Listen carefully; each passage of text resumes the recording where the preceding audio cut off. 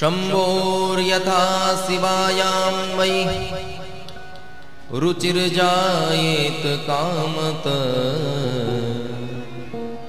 मगवस्तं प्रकर्तव्यं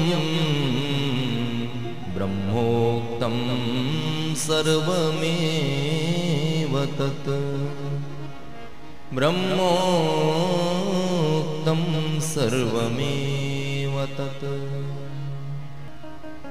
एक ताड़कासुर नाम का एक असुर हुआ जिसने समस्त लोगों को जीत करके स्वर्ग पर अपना आधिपत्य कर लिया और इंद्रादिक देवताओं को जो है स्वर्ग से निकाल दिया। केवल देवताओं को ही प्रताड़ित नहीं अपितु समस्त 14 भुवन 3 लोक में जहां चाहता जिससे ही दो दो हाथ करने लगता। समस्या इतनी बढ़ गई कि अब तो देवताओं के पास रहने के लिए स्थान भी नहीं बचा। पाताल में यदि जाते हैं तो पाताल में पहुंच जाता है, पाताल से भगना पड़ता है। तो जाकर के भगवान के सम्मुख देवताओं ने प्रार्थना की। यद्यपि ब्रह्मा जी ने ही वरदान दिया था, तो ब्रह्मा जी के पास सभी देवता पहुंच करके कहते हैं, ब्रह्मा बाबा आपने वरदान तो दे दिया पर इसका कोई निराकरण तो बताओ कि इस असुर का अंत कैसे होगा। ब्रह्मा जी ने देवताओं से कहा कि भगवान शिव का औरस पुत्र जो होगा उसके द्वारा इसकी मृत्यु सुनिश्चित है। देवता तो और आश्चर्यचकित हो गए कि भगवान तो परम विरक्त हैं, कहां से भगवान का विवाह होगा, कब जाकर के पुत्र होगा, तब जाकर के इस दुष्ट से हमें छुटकारा मिलेगा। ब्रह्मा जी ने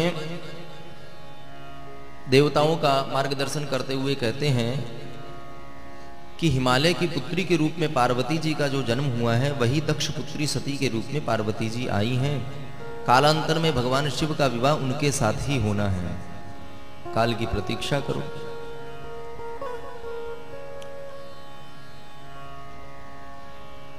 इंद्र इस बात से अत्यंत भयभीत रहने लगा कि न जाने किस काल में भगवान के यहाँ पुत्र होगा और वह पुत्र जब ताड़कासुर को मारेगा तब जाकर के मुझे स्वर्ग का आधिपत्य पुनः प्राप्त होगा। अब उसके लिए तो भगवान शंकर का जागना भी जरूरी है। भगवान तो समाधिस्थ बैठे हैं और भगवान की समाधि ऐसी है जब बैठते हैं तो पता नहीं कितने ही समय काल बदल जाता है, भगवान समाधि में ही रहते हैं। तो देवताओं ने विचार किया कि भगवान शिव की यदि समाधि खुल जाए तब जाकर के आगे हमें कोई मार्गदर्शन मिले। तो ऐसे तो भगवान को जगाने जाए कौन, तो कामदेव का आवाहन किया। इंद्र ने कामदेव को बुलाया, बुला करके कहता है कि अभी हम स्वर्ग से बाहर हैं, स्वर्ग का आधिपत्य प्राप्त करने के लिए भगवान शंकर का समाधि से बाहर आना अत्यंत आवश्यक है। तुम जा करके भगवान को समाधि को तोड़ो, तब जाकर के हमें जो है आगे मार्ग में सफलता मिलेगी। कामदेव ने इंद्र का आदेश मान करके अपने वसंदातिक गणों को लेकर के कामदेव जो है भगवान के सम्मुख पहुंचा। कामदेव ने शिव माया से मोहित होकर के कहा कि हे देवराज, यद्यपि ये कार्य अत्यंत दुर्लभ है किंतु फिर भी मैं आपकी आज्ञा को शिरोधार्य करके पूर्ण रूप से प्रयास करूंगा कि भगवान शंकर की समाधि को मैं खंडित कर पाऊं।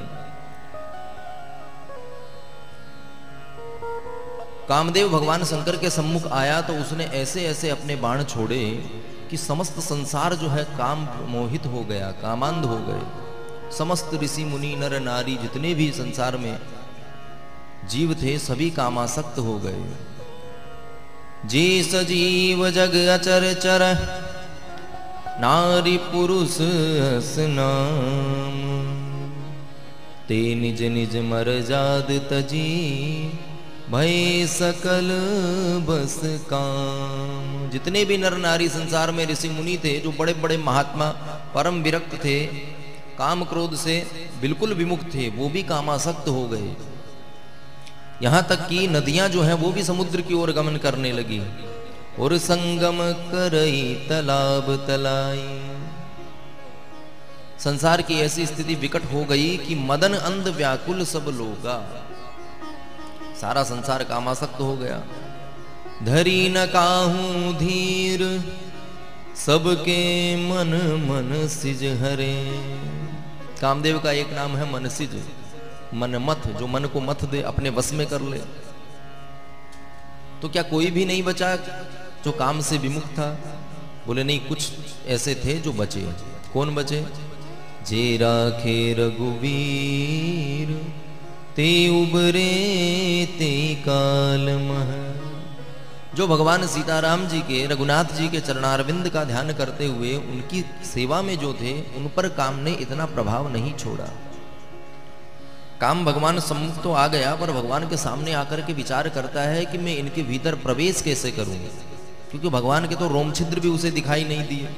अब शरीर में प्रवेश करने के लिए कोई तो मार्ग उसे चाहिए। तो अनेक उसने अपने दाव पेच लगाए, पर भगवान में प्रवेश नहीं कर पाया। उसी समय वहां पे पार्वती जी भगवान का पूजन करने पधारी। तो काम का जो प्रबलता होती है वो सुंदरियों में होती है। तो भगवान ने उस दिन जब भगवती का जब दर्शन किया, तो भगवान के मन में ऐसी कामना हुई कि ब्रह्मा जी ने न जाने पूरा सौंदर्य जो है इन्हीं को प्रदान कर दिया संसार का। इससे सुंदरी तो आज तक हमने किसी का दर्शन नहीं किया। किंतु जब ऐसा विचार भगवान शंकर के हृदय में आने लगा, तो कुछ क्षण के बाद ही भगवान ने अपनी स्थिति संभाली और विचार करने लगे कि मैं तो इन सब चीजों से विमुख हूं, आज मेरे चित्त पे ये किस चीज का असर हुआ, कुछ तो गड़बड़ है। जब चारों ओर दृष्टि घुमाई तो कामदेव नजर आया। भगवान समझ गए कि सब किया धरा इसी का है। ललाट मध्यगात तस्मात् सर्वनिर्द्रुत संभव जज्वालोर्ध्वशिखो दीप्त प्रलयाग्नि समप्रभ। उसी क्षण भगवान ने कामदेव को श्राप दिया और भगवान इतने क्रोधित हो गए कि तृतीय नेत्र भगवान का जो है वो खुल गया, और नेत्र खुलते ही जो अग्निपुंज प्रकट हुआ उससे तत्काल कामदेव जो है भस्म हो गया। देवता दौड़े दौड़े आए, भगवान से प्रार्थना की, तब तक तो कामदेव भस्म हो चुका था। अब कामदेव तो भस्म हो गया, पर भगवान का क्रोध इतना भयंकर था कि सभी कंपित होने लगे कि अब भगवान का क्रोध शांत कैसे होगा। कामदेव की पत्नी रति आई। रति ने आकर के चरणों में भगवान के वंदन किया कि हे प्रभु, हम तो जगत के कल्याण के लिए ही आपकी समाधि तोड़ना चाहते थे। इंद्रादिक देवता इस समय कष्ट में हैं और आप उनकी हमेशा रक्षा करते हैं, इसमें हमारा तो कोई दोष नहीं। और आपने इस क्रोध के कारण, मैंने तो आज अपने पति से मैं तो विमुख हो गई, मेरे तो पति को आपने भस्म कर दिया। भगवान ने विचार किया कि बात तो सही है। तो भगवान ने रति का समाधान दिया। अब ते रति तब नाथ कर होई नाम अनंगु बिनु वपु व्यापी सब ही पुनी सुनु निज मिलन प्रसंगु। भगवान बोले, हे रति, आपका कष्ट उत्तम है। आज से आपका पति जो है वो अनंग होकर के आपके साथ रहेगा। उसका देह नहीं रहेगा, पर वो सर्वथा सभी काल में आपके साथ रहेगा। रति कहती है, महाराज ऐसे नहीं, मुझे तो सदेह मेरा पति चाहिए। आप जो चाहो सो कर सकते हो, क्योंकि भावई मेट सकई त्रिपुरारी। भगवान शंकर सब कुछ प्रदान कर सकते हैं। तो भगवान शंकर बोले, अभी तो ये हमारे क्रोध का भाजक बना है, और आगे जाकर के ये आपको प्राप्त हो जाएगा।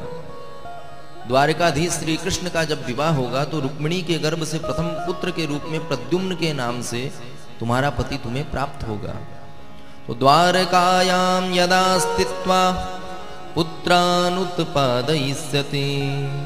तदा कृष्णस्तु रुक्मिण्याम काममुत्पादयिष्यति। जब रति को भगवान ने ऐसा आश्वस्त किया तो रति उसी समय जाकर के संबरासुर के राज्य में रहने लगी और अपने पति की प्रतीक्षा करने लगी। जब यदुवंश कृष्ण अवतारा होई हरन महामहि भारा। जब यदुवंश कृष्ण अवतारा होई हरन महामहि भारा। कृष्ण तनय होई पति तोरा। कृष्ण तनय होई पति तोरा। कृष्ण तनय होई